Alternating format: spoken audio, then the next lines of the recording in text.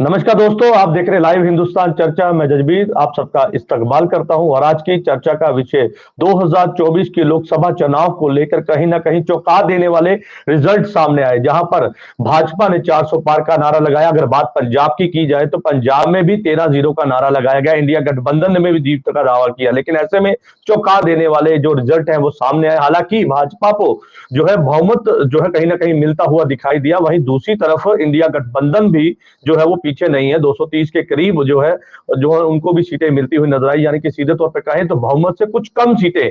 लेकिन ऐसे में बड़ी जीत जो है इंडिया गठबंधन ने की है, जिसके बाद राहुल गांधी ने प्रेस वार्ता करके जो है पूरी जानकारी दी और उन्होंने बताया कि आगे की रणनीति क्या होगी, कैसे हम आगे चलेंगे और अपने जो सभी गठबंधन में जो पार्टियां हैं उनके साथ आगे मिलकर आगे की रणनीति बनाएंगे। लेकिन ऐसे में क्या एक बार फिर से देश में मोदी सरकार बनेगी, क्योंकि ये सवाल जो है वो राहुल गांधी ने उठा दिया। ये कह दिया कि भाई हम सोचेंगे, सलाह मशवरा करेंगे तो उसके बाद। लेकिन जिस तरह से भाजपा ने बहुमत के पार का आंकड़ा जो है वो कहीं ना कहीं लिया है, तो उससे ये साफ है कि एक बार फिर से तीसरी बार देश में मोदी सरकार बनने जा रही है। इस तमाम मुद्दे को लेकर विशेष चर्चा है और इस चर्चा में हमारे साथ में विशेष पैनल हमारे साथ है। इस पैनल में हमारे साथ में पंजाब से हमारे साथ में भारतीय जनता पार्टी से हमारे साथ में संजय कपूर जी हैं और हमारे साथ में आम आदमी पार्टी से रमन चंदी जी हैं और श्रोमणी अकाली दल से हमारे साथ में एमके शर्मा जी हैं। आप सभी मेहमानों का इस चर्चा में स्वागत है और चर्चा की शुरुआत कपूर साहब आपसे करूंगा। एक तो पहले बहुत बहुत बधाई आपको। दूसरी तरफ सवाल है मेरा सर, जिस तरह से बहुमत का आंकड़ा आपने छू लिया और एक बार तीसरी बार मैं कह दूं कि मोदी सरकार जो है एक बार फिर से सत्ता में आएगी, क्या कहेंगे इसको लेकर? क्योंकि इंडिया गठबंधन की भी कहीं ना कहीं जो है बहुमत के पास जो है पहुंचता हुआ आंकड़ा है, तो ऐसे में कितनी चुनौती मानते हैं? और जो राहुल गांधी ने कहा कि हम बात करेंगे और उसके बाद अपने जो अलायंस पार्टनर है उनसे चर्चा करेंगे और आगे की रणनीति बनाएंगे, इसके क्या मायने निकाले जाए सर? जसबीर जी, सबसे पहले तो आपका बहुत बहुत धन्यवाद। ये एनडीए की बहुत बड़ी जीत है। तीसरी बार हम मेजॉरिटी के हमने आंकड़े को छुआ है और अपनी सरकार बनाने जा रहे हैं। तो ये सबसे पहले तो मैं देश की जनता का बहुत बहुत धन्यवाद करना चाहता हूं कि उन्होंने भारतीय जनता पार्टी और एनडीए पर विश्वास रखा और हमें तीसरी बार मौका दिया सरकार बनाने का। हम वादा करते हैं कि जो भी कमियां अगर रह गई हैं पिछले समय में, हम आने वाले समय में लोगों की उम्मीदों पर पूरा उतरेंगे और उन कमियों की और भी ध्यान देंगे, जिससे हमारी सरकार आने वाले समय में अच्छे ढंग से चल सके।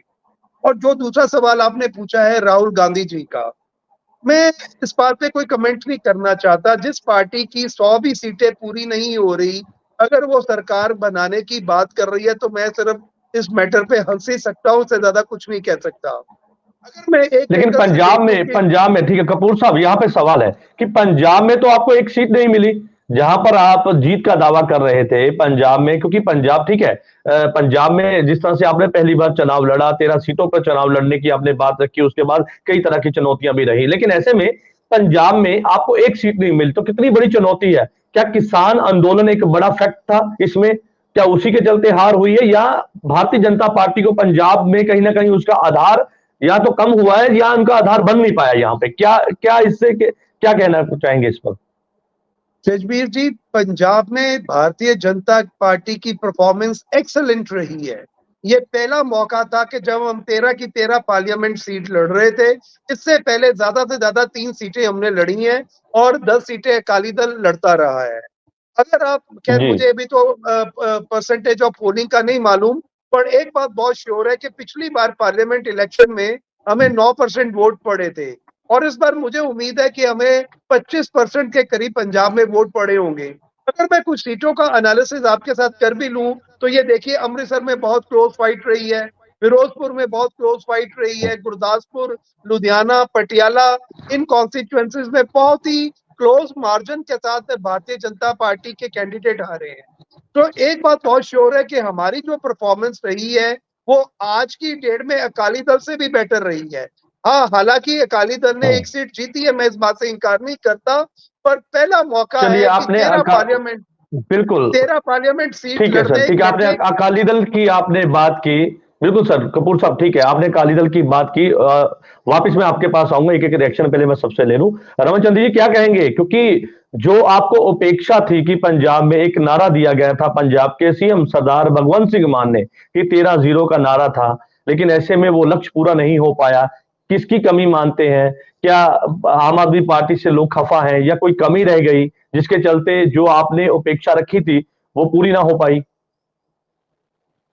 धन्यवाद जजवीर जी। देखिए, पंजाब के मुख्यमंत्री भगवंत सिंह मान जी की क्रेडिबिलिटी के ऊपर तो क्वेश्चन मार्क नहीं लग सकता, क्योंकि मेरा मानना है कि 2022 में जब 92 विधायक आम आदमी पार्टी के बने थे, तो उस टाइम सभी पार्टियों की एंटी इनकम्बेंसी बहुत ज्यादा थी, और उसको हम परमानेंट वोट बैंक भी नहीं मान सकते थे कि आम आदमी पार्टी का वोट शेयर कितना है। लेकिन ये लोकसभा के इलेक्शन के बाद सबसे पहली बात के 27% जो वोट शेयर है, वो सबसे बड़ी पार्टी पंजाब में आम आदमी पार्टी उभर के आई है। उसके बाद कांग्रेस का नंबर आता है, और तीसरे नंबर पर मैं बता देता हूं कि इनको मालूम नहीं था कि 19% के करीब वोट जो बीजेपी को डला है, और चौथे नंबर पर अकाली दल चला गया है। रही बात, देखिए, मैं ये एडमिट करता हूं कि कहीं ना कहीं 3 हमें जो सीटें आई हैं, हमारी अपेक्षा से कम आई हैं। हमें लगता था कि हमें 7 से 8 सीटें पंजाब में आएंगी, जिनमें 3 से 4 सीटें हमारी नेक टू नेक फाइट से चली गई हैं। जो मार्जिन जिसका 8 से लेकर 12,000 तक है, ये कोई बहुत ज्यादा लोकसभा के इलेक्शन में बहुत ज्यादा मार्जिन नहीं होता है। सो जो कमियां रही हैं, ये आज कहना बड़ी जल्दबाजी होगी। मेरा जो पर्सनल मेरा परसेप्शन है, वो यही लगता है मुझे, और मुझे कहने में भी ऐसा कोई डर नहीं है कि हमारी पार्टी के विधायक नए थे। हमारी पार्टी के विधायक और पार्टी का जो संगठन था, उसमें कुछ मिसअंडरस्टैंडिंग जो थी, उससे पार्टी को चलिए ठीक है, आप कमजोर होना पड़ा है ठीक है, कई जगह पर। ठीक है, तो आपने उसकी वजह से मिसअंडरस्टैंडिंग की बात की, मुझे लगता है बिल्कुल। ठीक है चंदी जी, आपने सर, मिसअंडरस्टैंडिंग की बात की, लेकिन यहाँ पे आपने नए चेहरों की बात की, तो मैं इसीलिए आपसे ये सवाल पूछ रहा हूं कि भाई आपने नए चेहरे और जिस राजनीति को लेकर, बदलाव को लेकर आप आगे बढ़े थे, जिसके बाद आपने पंजाब में बहुमत का आंकड़ा छुआ और उससे भी ज्यादा छुआ, और जहां पर आपने बदलाव की बात की, लेकिन ऐसे में आपको नहीं लगता इन चुनाव में वो जो नारा था या वो बदलाव की जो राजनीति लेके आए थे, वो कहीं ना कहीं छूट गई? और आपने जो नए चेहरों को लाने की बात की थी, आपने पंजाब में 5 कैबिनेट मंत्रियों को चुनाव में उतारा, एमएलए को उतारा, नए चेहरे को तो मौका ही नहीं दिया गया। तो लगता नहीं है कि इस पॉलिसी पे आते आते आपको इसका खामियाजा भुगतना पड़ गया? सर देखिए, हर बार वॉलंटियर से नए चेहरे निकालना इतनी बड़ी इलेक्शन के लिए कोई छोटी बात नहीं होती है। रही बात हमारे पांचों कैबिनेट मिनिस्टर और विधायक, अगर आप उनका 2022 से पिछोकड़ उठाकर देखोगे, तो पार्टी के वो वॉलंटियर ही थे, ग्राउंड लेवल के वो वॉलंटियर ही थे। पार्टी ने उन वॉलंटियर से उनको विधायक बनाया, विधायक के बाद उनको मंत्री बनाया। तो ऐसी कोई बात नहीं है अगर उनके ऊपर ये एक ठप्पा लग गया कि वो मंत्री थे, लेकिन पार्टी की नजर में वो पार्टी के वॉलंटियर ही थे। रही बात, देखिए, मुझे लगता है कि अभी पौने 3 साल पंजाब में आम आदमी पार्टी के पास बचे हैं। जो कमियां रही होंगी उसको दूर भी किया जाएगा, लेकिन उसकी अपेक्षा मैं कुछ बातें और करना चलिए चाहता हूं। बिल्कुल। देखिए, भारतीय जनता पार्टी जो नारा दे रही थी 400 का, अभी मैंने कपूर साहब को सुना है, भारतीय जनता ठीक है, ठीक पार्टी है। सारी एजेंसी, सारी ताकतें, मीडिया के अंदर उनका प्रभाव, एग्जिट पोल के ऊपर इनका प्रभाव, सभी को चलाकर देखा। मुझे जो मेरी अपनी परसेप्शन है वो यही है चलिए कि मुझे लगता है कि अब तो गवर्नर के आपको नाम एग्जिट पर पोल पर सवाल नहीं बीजेपी उठाने को चाहिए, क्योंकि एज ए गवर्नर ठीक है के सर, तौर बिल्कुल पर मुझे अभी वोट लगता नहीं है मिला। कि आपको अब तो ठीक है, बिल्कुल ठीक है, मुझे लगता है कि अब तो आपको एग्जिट पोल पर सवाल नहीं खड़े करने चाहिए, क्योंकि ये एग्जिट पोल ही था जिसने आपको पंजाब में 3 से 4 सीटें दी थी, और पहले ही बता दिया था, उसी एग्जिट पोल के मुताबिक ही पंजाब में आंकड़ा जो है वो बनता हुआ नजर आ रहा है। एम के शर्मा जी हमारे साथ है, श्रोमणी अकाली दल से है। शर्मा साहब क्या कहेंगे? पहले तो बधाई आपको हरसिमरत कौर बादल की जीती हुई सीट की। दूसरी तरफ सवाल है, क्या अगर दोनों गठजोड़ में दोनों पार्टियां चुनाव लड़ती तो क्या स्थिति कुछ और होती? क्योंकि जिस तरह के हालात हुए, हालांकि एक सीट है, अपेक्षा आपको भी थी कि पंजाब में आप अच्छा प्रदर्शन करेंगे, लेकिन ऐसे में भारतीय जनता पार्टी का तो खाता ही नहीं खुला और आपने एक सीट जीती है। तो अगर गठबंधन में अगर आप चुनाव लड़ते तो आपको नहीं लगता था कि कुछ बेहतर हो सकता था? देखिए, सबसे पहले तो वोटर्स ने जो भी मैंडेट दिया है that has to be accepted, और उसमें जैसे चंदी जी बोल रहे हैं कि हमारा बीजेपी वालों का 400 वाला नारा, तो इनका भी 13-0 वाला नारा था। तो 13 में से एक तो उड़ गया, 3 ही सीटें रह गई। जहां तक हमारे अलायंस का सवाल है, हमारा और बीजेपी का, डेफिनेटली अगर हम लोग इकट्ठे लड़ते इलेक्शन तो हमारी 30 से 32% जो है वोटें पड़नी थी, तो हो सकता कि हम 10 से 11 सीटें पंजाब से निकाल लेते। और आज बीजेपी जो स्ट्रगल कर रही है वहां पर दिल्ली में, तो वो स्ट्रगल में शायद ईज हो जाती थोड़ा सा। और ये चीज बिल्कुल ठीक है। और दूसरा क्या चीज है कि अगर आप लास्ट इलेक्शंस में भी देखें तो हमारे 25 ऐसे हल्का इंचार्ज थे जो सिर्फ 2-2, 3-3 हजार वोटों से जो रहे, जो हारे। सो हमारी जो परसेंटेज थी वो वैसे की वैसी थी। लेकिन मैं आपकी बात से बिल्कुल सहमत हूं कि अगर हम पिछली तरह की भांति इस बार भी अगर हम ज्वाइंटली अलायंस के साथ इलेक्शन लड़ते तो रिजल्ट्स बहुत फ्रूटफुल होने थे। तो आपको क्या लगता है कि कहाँ कमी रहेगी? क्योंकि जहां पर एक आपके जो प्रधान है सुखबीर सिंह बादल, उन्होंने तो यात्रा निकाली और 4 महीने लगातार ये यात्रा चली, तो क्या लगता नहीं कि उसका भी कुछ ज्यादा प्रभाव नहीं पड़ा? जमीन में आपकी जो है कहीं ना कहीं मजबूती नहीं हुई, क्योंकि एक पंथक पार्टी के तौर पर आपको जाना जाता है, क्षेत्रीय पार्टी कहा जाता है। लेकिन ऐसे में जिस तरह से दिशा अब देखने को मिल रही है, तो आपको नहीं लगता कि इस पर कहीं ना कहीं चिंता नहीं, चिंतन करने की जरूरत है? जी, बिल्कुल ठीक है, चिंतन करने की ज़रूरत है। और हमारा और बीजेपी का अलायंस टूटने का मेन रीज़न ये था कि हमारा फ़ोकस था क्षेत्रीय समस्याओं का समाधान। राष्ट्रीय समस्याओं का समाधान तो करना ही है, क्योंकि हमारे लिए बंदी सिंह जो हैं, उनकी रिहाई एक प्रायोरिटी थी, है और रहेगी भी। और दूसरा किसानों के जो मुद्दे थे, सो कुछ एक डिफरेंसेस थे जिनकी वजह से हमारी जो सोच थी वो थोड़ी बदलनी शुरू हो गई। बाकी जहां तक सुखबीर सिंह बादल जी का वो पूरे पंजाब की जो यात्रा थी, तो वो एक बड़ी सफल यात्रा रही। और उसमें हमने जो है कि गेन भी किया, ऐसी कोई बात नहीं है, वो एक सक्सेसफुल यात्रा थी। और ये जो इलेक्शंस हैं इसमें दिक्कत हमें भी आई है, बीजेपी को भी आई है, क्योंकि पहले एक जो डिपेंडेंसी एक पर बनी थी ना, लास्ट मोमेंट ये जो डिसीजन हुआ हमारा अलग अलग चलिए लड़ने का, तो उसलिए हम लोग कोप अप नहीं कर पाए।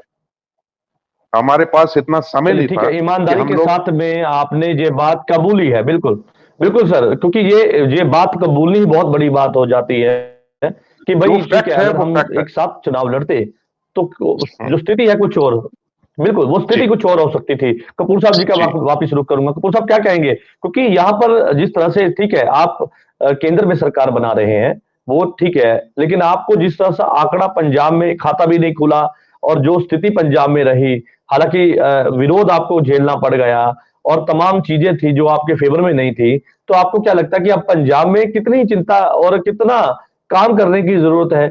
और आपको एक बात यहां पर माननी भी पड़ेगी, क्योंकि जो 400 पार का आपने नारा लगाया था, तो वो तो आप आंकड़ा नहीं पूरा कर पाए, तो कहीं ना कहीं उस बात को लेकर भी आपके अंदर एक मंथन चलेगा कि भाई कहां पे कमी रह गई।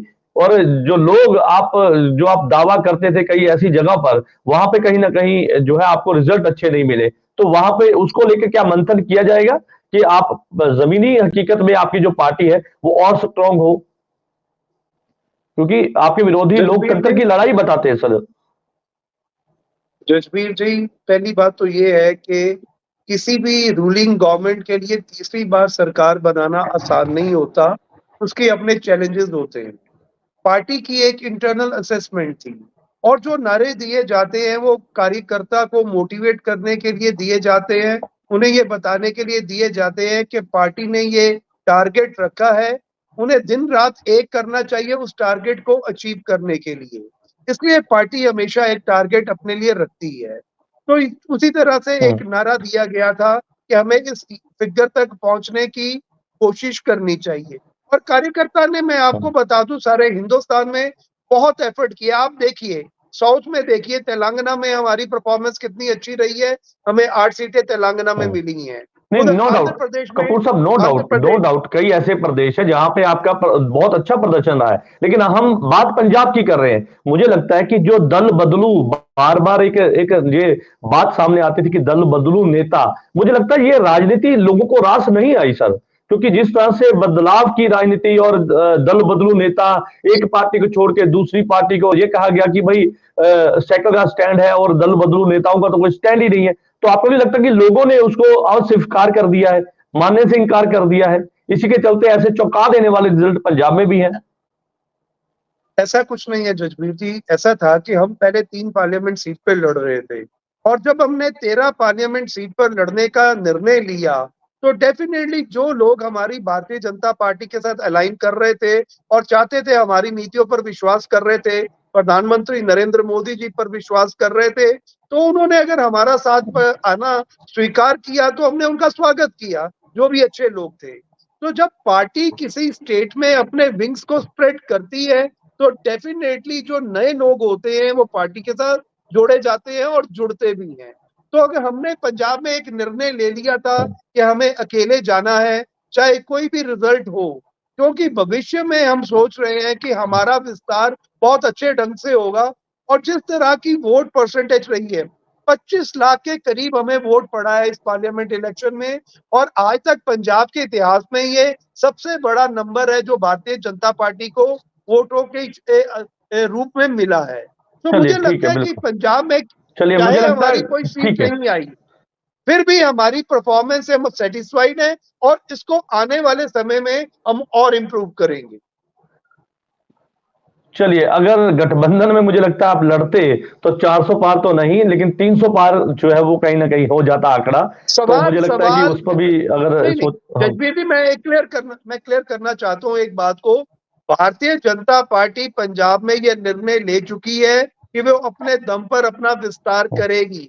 तो आने वाले समय में भी कोई गठबंधन हम नहीं करने जा रहे हैं, हम इस मैटर पे बिल्कुल क्लियर हैं।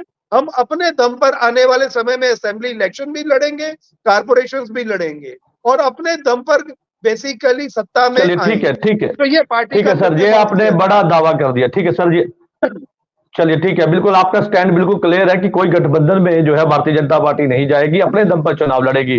रमन चंदी जी का रुख कर लेते। चंदी साहब क्या कहेंगे, क्योंकि जिस तरह की जो अब स्थिति बन चुकी है, क्योंकि इंडिया गठबंधन, हालांकि इंडिया गठबंधन में ये कहना है, क्योंकि राहुल गांधी ने अभी प्रेस वार्ता की, जैसे मैंने अभी बताया कि उन्होंने ये कह दिया कि हम बातचीत करेंगे, और केजरीवाल जो कि आप सुप्रीमो हैं, जेल जाने से पहले उन्होंने ये जब रैलियां की तो उन्होंने ये कहा था कि आम आदमी पार्टी के बिना कोई भी सरकार सत्ता में नहीं आएगी, और आम आदमी पार्टी केंद्र में एक बड़ी भूमिका निभाएगी। कहीं ना कहीं उस बात को अगर मिलाया जाए इस बात के साथ जो अभी की स्थिति है, तो दोनों ही अलग अलग है। तो आपको क्या लगता है कि आम आदमी पार्टी क्या, जिस तरह से, क्योंकि हरियाणा में आपका खाता नहीं खुला, हिमाचल में आपका खाता नहीं खुला, तो कहीं ना कहीं इस बात को लेकर भी क्या मंथन किया जाएगा पार्टी लेवल पे भी? जी बिल्कुल जजबीर जी, किया जाएगा। केजरीवाल जी ने, देखिए, हर पार्टी का नेता अपने पार्टी वॉलंटियर्स को पुशअप करने के लिए बहुत कुछ कहता है। अभी जैसे बीजेपी के प्रवक्ता अभी बोल के हटे हैं, कई बातें होती हैं जो पार्टी के कार्यकर्ता को जान लगाने के लिए मजबूर कर देती है। नेता की कई ऐसी बातें हैं जो दिल को छू जाती हैं, कि अगर मान लीजिए अगर यही आम आदमी पार्टी के पास 20 में से 10 सीटें 17 में से आई होती 18 से, तो कुछ और बात होती। आज 3 सीटें हैं उसमें, लेकिन उसमें भी कोई ऐसी शंका नहीं है कि अगर इंडिया गठबंधन की सरकार बनती है, मैं आपको बताता हूं कि देखिए, अभी अगर हम, आपको अभी भी डाउट है सर? क्या आपको अभी भी डाउट है सर? ठीक है सर, क्या आपको अभी भी डाउट है कि इंडिया गठबंधन की सरकार बन सकती है?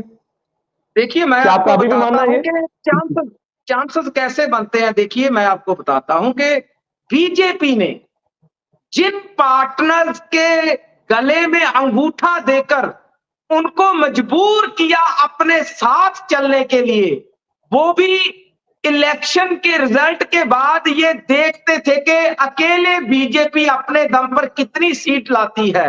अभी बीजेपी 240 पर सिमट कर रह गई है, 32 कम है इसके पास।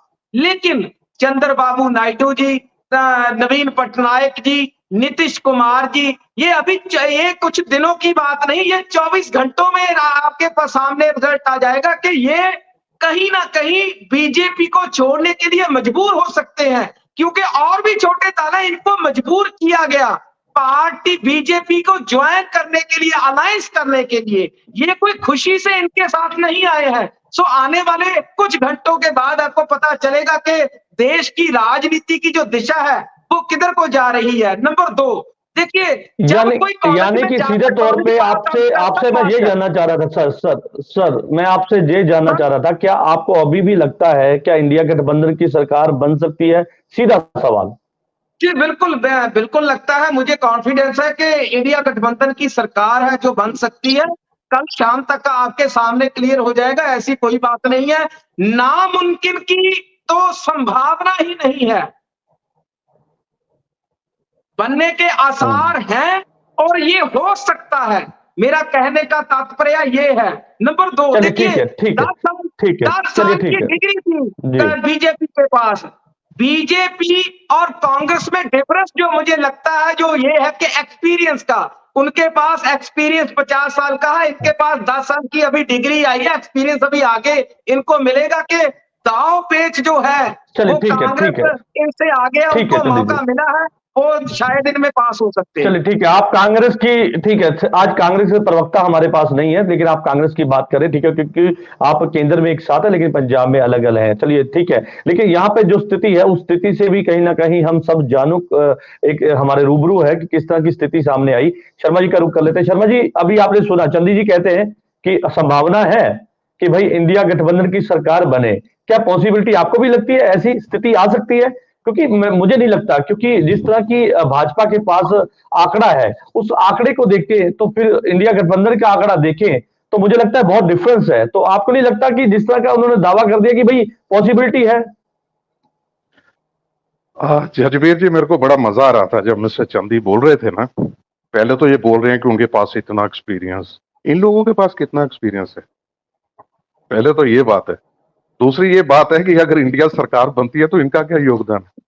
सरकार दिल्ली में इनकी 7 में से 7 सीटें बीजेपी जीत रही, यहां पर 13 में से 10 सीटें जो है वो ऑपोजिशन ने जीती हैं, सिर्फ इनके पास 3। इनकी किस कैपेसिटी से ये बातें करते हैं, इट्स टोटली रिडिकुलस। और दूसरा ये चीज मैं आपको बताता हूं कि ये एनडीए की सरकार ही बनने के चांसेस हैं। उसका रीजन क्या है कि अगर ये इंडिया वालों का बेसिक ऑब्जेक्टिव था कि मिस्टर मोदी को हराना, अब जब उनको पता चल गया है कि मिस्टर मोदी को हम नहीं हरा पाए, तो अब इन्होंने ये 24 घंटे की बात कर रहे हैं ना, तो 24 घंटे में इन्होंने बिखर जाना है। जैसे इनका झाड़ू बिखरता है ना तीलियां, इसी तरह से इन्होंने ऐसे बिखर जाना। अब मैं बात करता हूं बीजेपी की। बीजेपी वालों को अपना जो एक प्राउड है ना उसको कम लाना पड़ेगा। अगर आज की हालत, सीटों की गिनती देखने के बाद भी अगर ऐसी बातें करते हैं कि हम गठजोड़, हम ऐसा, भैया अगर आपने गठजोड़ नहीं करना तो आप नितिन जी से छोड़िए ना गठजोड़, आप चंद्रबाबू नायडू जी से छोड़िए ना गठजोड़, आप उनसे मत बात कीजिए, अपने सिर पे बनाइए सरकार। अगर हमारा गठजोड़ नहीं था, हमने बठिंडा की सीट 4थी बार जीती है और इस बार बीजेपी के बिना जीती है और पिछली 3 बार के मुकाबले में ज्यादा मार्जिन से जीती है। तो ये एक 2 वे ट्रैफिक होती है, हर बंदा इंडिपेंडेंटली बड़ा स्ट्रांग है।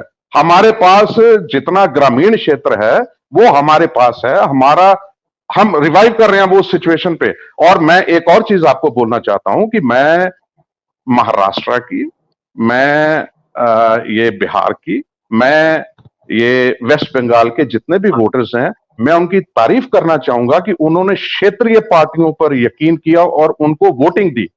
अनफॉर्चुनेटली ये चीज हमारे सूबे में, हमारे प्रदेश में वो चीज कामयाब नहीं हो पाई, क्योंकि एक चीज मैं आपको बताता हूं कि हमारे डिफरेंसेस किसी भी पार्टी से का विषय है, हमारे डिफरेंसेस, मुझे लगता है यही एक चिंता का विषय है। हमारे डिफरेंसेस किसी भी पार्टी से जो भी हों, हमारी फर्स्ट प्रायोरिटी हमारा पंजाब, हमारी पंजाबी, हमारी पंजाबियत, हमारी रीजनल प्रॉब्लम्स, जितनी देर तक ये सॉर्ट आउट नहीं होंगी, हम किसी भी तरीके से किसी से भी कोई भी कंप्रोमाइज नहीं करेंगे। सो बाकी चलिए ठीक है, बिल्कुल ठीक है सर, ठीक है, बिल्कुल आपकी बात आगे कि आप भी कॉम्प्रोमाइज ना करने की बात कर रहे हैं, लेकिन कपूर साहब ने भी ये बात पहले बोल दी। कपूर साहब एक सवाल, क्योंकि चंदी जी कहते हैं कि इंडिया गठबंधन की सरकार बनने की पूरी संभावनाएं हैं, आखिर इन संभावनाओं की अगर बात की जाए, वो कहते हैं कि जो 24 घंटे का इंतजार किया जाए, उसके बाद पिक्चर क्लियर हो जाएगी। तो आपको नहीं लगता कि ये पिक्चर जो क्लियर करने की वो बात कर रहे हैं, ये कुछ संकेत दिए जा रहे हैं आपको? क्या इसके अंदर कुछ आपको ऐसा लगता है कि भाई ऐसी एक स्थिति पैदा हो सकती है? क्योंकि आज तो बात यहाँ पे जहां पर एक जश्न का माहौल है भारतीय जनता पार्टी के अंदर कि हम तीसरी बार सरकार बनाने जा रहे हैं, लेकिन आपके विपक्षी दूसरी तरफ ये बात कहते हैं कि भाई हम भी आंकड़े से कुछ ही कदम दूरी पे हैं, तो ऐसे में संभावना ये भी है कि हम भी सरकार बना दें। दोनों चीजें कैसे मुमकिन है सर? जसबीर जी, एक कहावत है, मुंगेरी लाल के हसीन सपने। देखने में कोई बुराई नहीं है, इंडिया अलायंस शुरू से ही देखता आ रहा है, आज भी देख रहे हैं, देखते रहें, कोई इशू नहीं है। इंडिया अलायंस का एक ही मोटिव था कि मोदी जी को हराना, और इंडिया अलायंस में इतनी पार्टीज इकट्ठी हुई हैं, उन सारी पार्टीज को इकट्ठा करके इनकी सीटें बनती है 235। अकेले बीजेपी की जो टोटल सीट्स आई है ना, वो 235 से ज्यादा है। सबने मिलके बीजेपी के बराबर ही सीटें नहीं ली, एनडीए की तो मैं बात ही क्या करूं जाके। सो एनीवे, जिस तरह के ये क्लेम कर रहे हैं ना, टोटल इम्प्रैक्टिकल क्लेम्स है। मैं आपको एक सिंपल सी बात समझा देता हूँ। देखिए, एनडीए अलायंस इलेक्शन से पहले हुआ था, तो सबसे पहले अगर प्रेसिडेंट कॉल करेंगे तो उस अलायंस को कॉल करेंगे जिसके पास बड़ा नंबर है। उस एंगल से सबसे पहला कॉल एनडीए अलायंस को जाएगा सरकार बनाने के लिए। चलिए, मैं सेकंड ऑप्शन पे आ जाता हूं कि एनडीए अलायंस के बजाय लार्जेस्ट पार्टी को बुलाया जाता है। तो बीजेपी की 240 सीटें आ रही हैं, तो बीजेपी को लार्जेस्ट पार्टी होने के नाते सबसे पहले प्रेसिडेंट कॉल करेंगे सरकार बनाने के लिए। ये इंडिया अलायंस आता कहां पे है? कांग्रेस की तो 100 सीटें भी अभी पूरी नहीं हुई, 99 पर रुके हुए हैं, और सेकंड लार्जेस्ट पार्टी बीजेपी के बाद कांग्रेस है जो लेस देन 100 है। तो हर सिचुएशन में बेसिकली बीजेपी और एनडीए को गवर्नमेंट बनाने के लिए बुलाया जाएगा।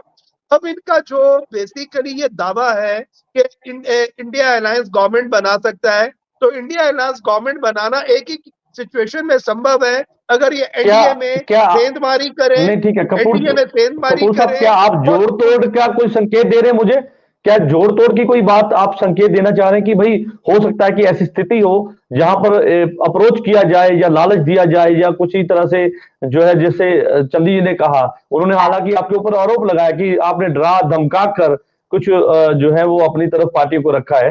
तो क्या आपको लगता है कि जोड़ तोड़ कुछ करने की कोशिश हो सकती है? क्या ऐसे संकेत है? देखिए, डरा धमका कर ना कभी अलायंस चलाया नहीं जाता। पहली बात, चांदी जी को ये बात क्लियर होनी चाहिए। ये किसी टाइम पर भारतीय जनता पार्टी पे एलिगेशन लगाते थे, ये एमएलए खरीदते हैं, एमपीज को खरीदते हैं।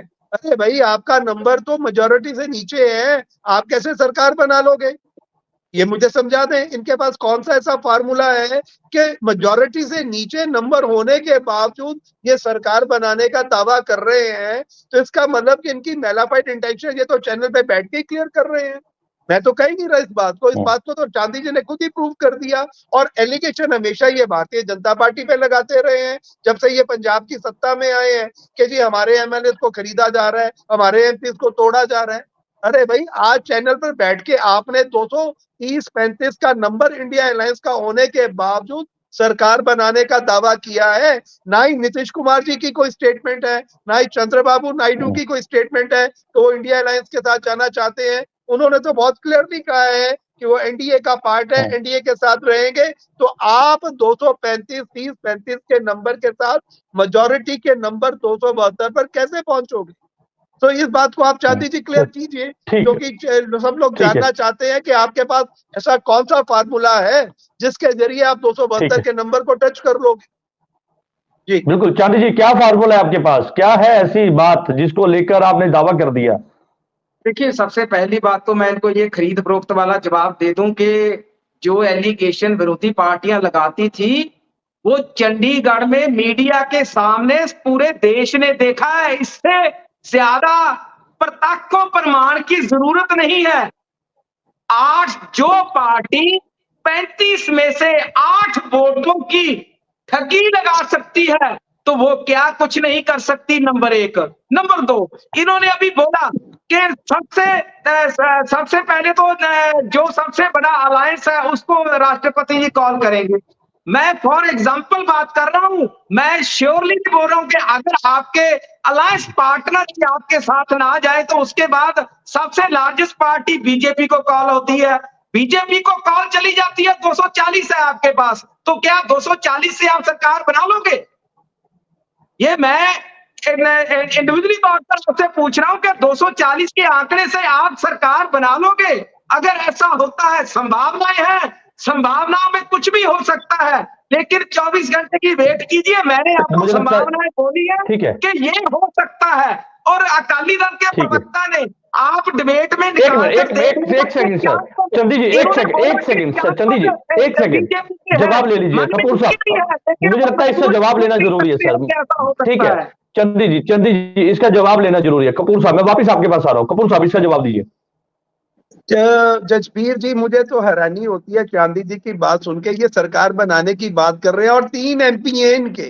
ये 3 MP के साथ जिस पार्टी के 240 MP हैं उसको चैलेंज कर रहे हैं कि सरकार बनाने की बात कर रहे हैं। आपके पास क्या दावा है 3 MP के साथ सरकार बनाने का? ये तो हंसने वाली बात हो गई ना चांदी जी। 3 MP, आपके 3 MP हैं। बात पूरी करने दीजिए चांदी जी, बात पूरी करने दीजिए। 3 MP के साथ आप कैसे सरकार बनाने का दावा पेश करोगे? और आपको 240 नंबर, जिसके पास 240 MP है, वो आपको सरकार के दावे की बात अजीब लगती है, और आपको अपनी पार्टी के 3 MP है उससे सरकार बनाने का आप दावा कर रहे हो। तो मैं तो हंस ही सकता हूँ, और जो लोग ये देख रहे हैं ना प्रोग्राम, वो भी हंसी रहे होंगे कि 3 MP के साथ आप सरकार बनाने का दावा कर रहे हो, और बीजेपी के 240 MP हैं, उसपे आपको डाउट हो रहा है कि वो सरकार कैसे बनाएंगे। तो ये हंसने वाली बात है चांदी जी। इसके अलावा और कुछ नहीं। ये आपने आज चैनल पे बैठ के ना बहुत बढ़िया जोक सुनाया है, जिसको सब लोग एंजॉय कर रहे हैं कि एक पार्टी जिसके 3 MP है वो सरकार बनाने का दावा कर सकती है, और जिस पार्टी के 240 MP है वो सरकार बनाने जाए तो वो गलत है। तो it's a good job, I am thankful to you कि आपने इतना बढ़िया चुटकुला यहाँ बैठ के चैनल पे सुनाया है। I appreciate you for this point कि 3 MP के साथ आप सरकार बनाने का दावा करोगे। अरे कपूर साहब, उनकी बात सुन लीजिए, चंदी जी की बात सुन लीजिए। दिल्ली में इकट्ठे मिलकर लड़ लिया और सातों की सातों सीटें गवा दी। एक भी सीट आप दिल्ली में नहीं जीत सके। दिल्ली में आपकी सरकार थी, हरियाणा में एक सीट लड़े वो भी हार गए, गुजरात में लड़े वो भी हार गए।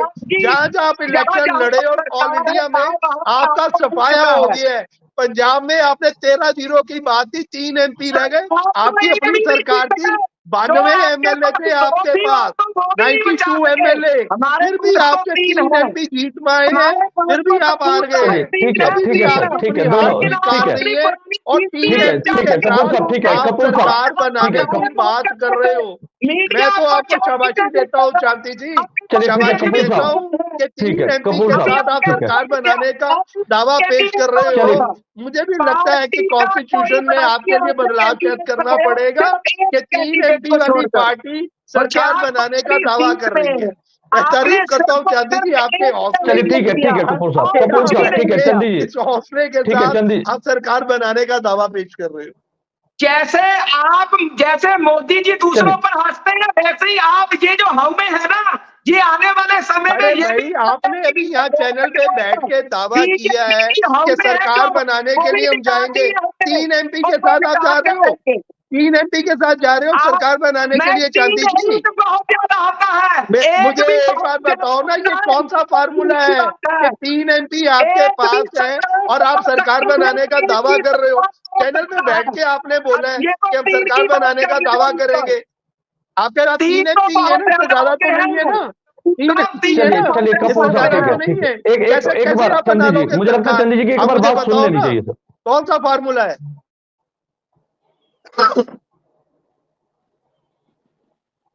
चंदी जी, हमने तो जजबीर जी बात क्लियर की है कि जो कॉन्स्टिट्यूशन में हमारे प्रावधान है कि किस ढंग से सरकार बनाने के लिए प्रेसिडेंट कॉल कर सकते हैं। मैंने तो उन दोनों ऑप्शंस को आपने सामने रखा है। अब तो प्रेसिडेंट को डिसाइड करना है कि उन्होंने कैसे कॉल करना है। ठीक है, आपने ऑप्शन रखे, बिल्कुल ठीक है। प्री इलेक्शन अलायंस है, बिल्कुल उसी ठीक है ग्रुप सर, को कॉल किया जाता है। ठीक है तो एनडीए को कॉल किया जाएगा सरकार बनाने के लिए, चलिए और ठीक है एनडीए के पास ठीक है क्लियर कपूर, कट नंबर है सरकार बनाने के लिए। बिल्कुल लॉजिकली ठीक है, बिल्कुल सर, लॉजिकली जो आपने बताया बिल्कुल दुरुस्त है, लेकिन ऐसे में संभावनाओं की यहाँ पे बात हो रही थी। चलिए जी अपनी बात पूरी कीजिए, मुझे शर्मा जी के पास जाना है। जसवीर जी, मैं आपको एक फुल एंड फाइनल 2-4 लाइनें कहना चाहता हूं कि ये लड़ाई देश के लोकतंत्र को बचाने की थी, देश में तानाशाही को रोकने की लड़ाई थी, जिसमें अरविंद केजरीवाल जी ने कुर्बानी दी है, जिनको नाजायज केस में फंसाकर जेल में डाल दिया गया। लेकिन मैं एक संभावना आपको और भी बताता हूं, अगर बीजेपी केंद्र में सत्ता में दोबारा तीसरी बार आती है, उसके बावजूद भी मैं आपको ये बिल्कुल फाइनल बात कह देता हूं कि अरविंद केजरीवाल जी जल्दी ही बाहर निकल कर आएंगी, क्योंकि इनकी तानाशाही जो थी वो अब कमजोर पड़ेगी, क्योंकि जो चलिए विरोधी ठीक है पार्टी मुझे लगता है, ठीक है पार्टी है वो ठीक है मजबूत सर, हो चुकी है।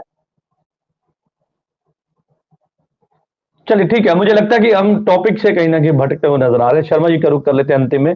शर्मा जी, यहाँ पर जिस तरह की स्थिति बन चुकी है, हालांकि दावे बड़े बड़े हैं और दावे पहले भी थे, लेकिन ऐसे में जिस तरह के आंकड़े की हम अब आज बात कर रहे हैं, क्योंकि आज फाइनल रिजल्ट जब सामने आए, तो क्योंकि पहले तो एग्जिट पोल पर ही सवाल थे, इंडिया गठबंधन ने पहले एग्जिट पोल पर ही सवाल खड़े कर दिए, लेकिन ऐसे में जब अब एक संभावनाओं के बाद एक ऐसा आंकड़ा सामने आया, तो उसके बाद भी वो कहते हैं कि हम सोचेंगे और उसके बाद हम अपना आगे की रणनीति बनाएंगे। ठीक है, वो अलग है। मैं आप पे वापस आऊंगा कि जिस तरह की आपके पास एक सीट है पंजाब में, तो क्या अगर ऐसी संभावना बने, क्या आप एक सीट किसके खाते में डालेंगे, इंडिया गठबंधन के या फिर जो है भारतीय जनता पार्टी के? देखिए, ऐसा है कि before the elections we had release the manifesto. हमने मैनिफेस्टो में बोला था कि हम पंजाब में क्या क्या काम करने को कमिटेड हैं, और जो गवर्नमेंट या जो पार्टी हमारी बातें जो हमने उसमें लिखा मैनिफेस्टो में, अगर वो पूर्ण करती होंगी तो हमारी पार्टी की कोर कमेटी डिसाइड करेगी कि हमने कौन सी दिशा में जाना है। This is number 1। अब दूसरा ये है कि मिस्टर संजय कपूर को एक चीज माननी पड़ेगी कि ये बहुत ताकतवर आदमी है, आम आदमी पार्टी वाले, ये माननी पड़ेगी। क्यों ताकतवर है? ये पंजाब स्कूल एजुकेशन बोर्ड में जो एक पंजाब का हक है, ये बाहर की स्टेट का ये चेयरमैन लगाते हैं, वहां पर चेयरपर्सन लगाई इन्होंने, तो ये इनकी ताकत है। इन्होंने राघव चड्ढा और संदीप पाठक जो हमारी आउट ऑफ स्टेट के हैं, जो हमारा हक था राज्यसभा में जाने का, इन्होंने उनको भेजा। भाई इनकी ताकत है। जहां पर गोवा में चाहे इलेक्शन है, हमारी फोर्स जाती है, मिस्टर राघव की मैरिज में हमारी पंजाब पुलिस जाती है, हमारे सारे एक्सपेंसेस होते हैं, यहां से हेलीकॉप्टर जाते हैं। इनकी ताकत है। कौन कहता है? आज अगर इनके सीएम ने कहीं जाना होता तो उनके काफले में 50 बड़ी गाड़ियां जाती हैं, तो इनकी ताकत है। हम ये नहीं मानते। इनकी ताकत जो दिख रही है, हम क्यों कहें कि ये ताकतवर नहीं है? ये बहुत ताकतवर है। दूसरी चीज ये है, डेमोक्रेसी में, कॉन्स्टिट्यूशन में, every party is having the right कि हमने सरकार का जोड़ तोड़। इसमें क्या है कि इसमें जो महारत हासिल कर रखी है ना शरद पवार जी ने, उन्होंने सबको फोन घुमाने शुरू कर दिए हुए हैं। लेकिन क्या है कि ये जो आंकड़ा है जो है ना, जो अभी एनडीए का या बीजेपी का है, इसको तोड़ना थोड़ा सा मुश्किल है। और दूसरा क्या है कि देश क्या चाहता है? देश चाहता है कि हमें स्टेबल गवर्नमेंट चाहिए। देश को किसी व्यक्तित्व से दुश्मनी नहीं है, इनको मिस्टर मोदी से दुश्मनी है। इनको और किसी देश के बारे में क्या सोचना क्या नहीं सोचना, इनको कोई मुद्दा नहीं है। इनका मुद्दा यह है कि ये बंदा किसी तरीके से हटना चाहिए पर्टिकुलर पर्सन पे। सो हमें देश की इकोनॉमी को आगे लाना है। हमारे जो रिलेशंस बने हैं, जो हमारी प्लानिंग्स हैं, जो हमारे ऑलरेडी हम लोगों ने, चाहे वो पावर के सेक्टर में है, चाहे वो इंफ्रास्ट्रक्चर के सेक्टर में है, चाहे वो रेलवे के सेक्टर में है, वो चीजों को हमने वैसे का वैसे आगे ले जाना। एक बात बिल्कुल तय है, इन चुनाव में 2024 के जो चुनाव है, उसमें जनता ने अपनी बात बता दी कि भाई हम धर्म की राजनीति नहीं देखेंगे, हम जिस जी। तरह की बातें होती हैं, लोकतंत्र की लड़ाई बोल दी जाती है या और अपनी पर्सनल लड़ाई की बात होती है, जब एक दूसरे पर कई तरह की टिप्पणी की जाती है। यानी कि लोगों ने ये सीधा साफ जो है बता दिया है इस मैंडेट से कि भाई हम तो अपने मुद्दों से जो है वो चुनाव जो है उस पर मतदान करेंगे, जो हमारे देखिए मुद्दे हैं देखिए हम उन पर ही मतदान करेंगे। नहीं नहीं, दिक्कत क्या है मैं आपको बताता हूँ। दिक्कत यह है कि आज तक ऑपोजिशन ने सिर्फ मोदी नाम को कोसा है। इन्होंने कभी विकास या प्रगति के बारे में बात ही नहीं की, क्योंकि वो तो ऑलरेडी हो रही है। हमें मुद्दे क्या लेने चाहिए, बिल्कुल। क्योंकि जब पहले यूपीए गवर्नमेंट थी तो कितने स्कैम हुए, मेरे ख्याल गिनती करते थक जाएंगे हम। अब उसमें क्या है कि पब्लिक जो है ना बड़ी चीजें देखती। हाँ, ये मैं आपसे बिल्कुल सहमत हूं कि ये एक सेकुलर कंट्री है और इसमें हमने हर धर्म की, हर आस्था की, जहां तक हमारी आइडियोलॉजी है श्रोमणी अकाली दल की, हम तो सर्वदा भला, हम सभी वर्गों को, सभी धर्मों को साथ लेके चलते हैं और ये चीज होनी चाहिए। चलिए, अगर ठीक है, किसी सभी धर्म को कोई बात बिल्कुल। हर्ट होती है तो चलिए ठीक है चंदी जी, एक लाइन में, क्योंकि मेरे पास समय की कमी है और मुझे जो मैं आगे जो है शो को आगे शर्मा बढ़ाना जी है। को ये कहना चाहता हूं कि शर्मा जी को इन बातों पर ध्यान देना चाहिए कि अकाली दल के ऊपर जो पंथ का लेवल लगा हुआ था वो खडूर साहब और फरीदकोट की सीटों ने जिताकर लोगों ने वो भी अकाली दल से छीन लिया। नंबर एक, ज्यादातर 8 से ज्यादा कैंडिडेटों की जमानतें जब्त हुई हैं अकाली दल की और इतना इनका वोट शेयर जो है आधा रह गया। ये इन बातों पर ध्यान नहीं देते और बात करते नहीं। हैं आपका कहना है कि वो जो 2 कैंडिडेट हैं वो आपकी सपोर्ट से हुए, चंडीगढ़ के वो आपकी सपोर्ट से हुए। आपसे जो बातें की हैं पहले उनका जवाब दीजिए।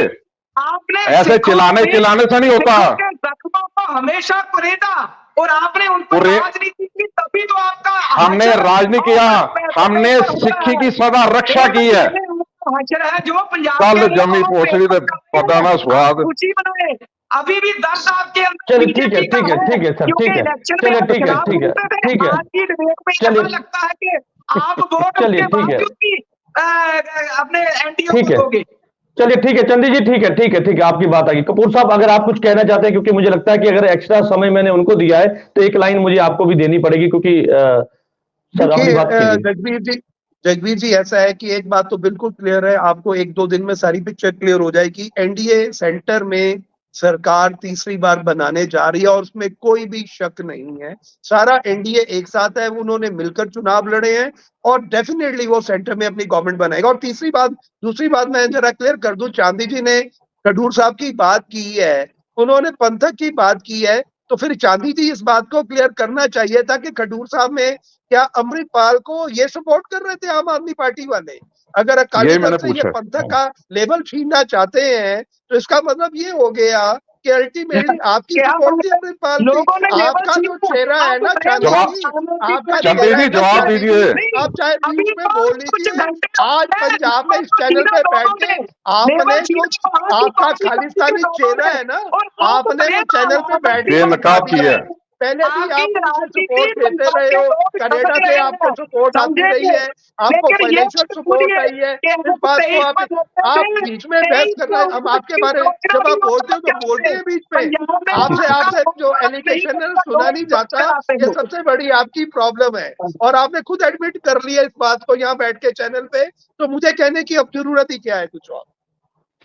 चलिए ठीक है, बिल्कुल आप सबकी बात आ गई, लेकिन जो आज की चर्चा थी इस बात को लेकर थी, क्या देश में एक बार फिर से एनडीए की सरकार बनेगी? क्योंकि देश के प्रधानमंत्री नरेंद्र मोदी ने जब चुनाव से पहले 400 पार का नारा दिया था, लेकिन ऐसे में जो चौंका देने वाले रिजल्ट सामने आए उसमें एनडीए को कहीं ना कहीं बहुमत तो मिलता हुआ नजर आया, लेकिन जो आंकड़े की बात की गई थी वो आंकड़ा नहीं पूरा कर पाए। लेकिन दूसरी तरफ जो इंडिया गठबंधन था उसने भी जो जिस तरह से जीत का दावा किया था और अपनी सरकार बनाने का दमखम दिखाया था, कहीं ना कहीं वो भी इस आंकड़े से पीछे रहे। यानी कि सीधे तौर पे जनता ने ये बिल्कुल बता दिया है कि भाई हम जो राजनीति जिस तरह की चल रही है उसको नहीं अपनाएंगे।